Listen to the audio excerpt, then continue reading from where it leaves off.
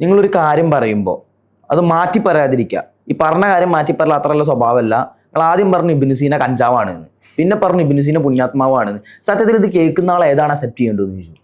അത് നാട്ടിൽ കുറച്ച് പ്രശ്നം ഉണ്ടായി, മദ്രസിൽ കുറച്ച് ആളുകളായിട്ട് വർത്താനം ഉണ്ടായി, അങ്ങനെ ഒരു ഇഷ്യൂ ഉണ്ടായ ഒരു ഇൻസിഡൻ്റ് ആണ്. ഇപ്പോൾ ഡ്രഗ്സിനെ കുറിച്ച് പറഞ്ഞപ്പോൾ എനിക്കിത് പറയണം തോന്നി, അത്രേ ഉള്ളൂ.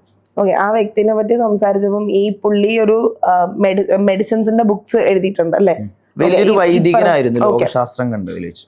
ആള് കഞ്ചാവ് ഉപയോഗിച്ചിരുന്നു എന്നാണ് നിന്റെ അടുത്ത് നീ കേട്ട സ്റ്റോറിയിലുള്ളത്, അല്ലെങ്കിൽ റിയൽ ആയിട്ട് ഉള്ളത്.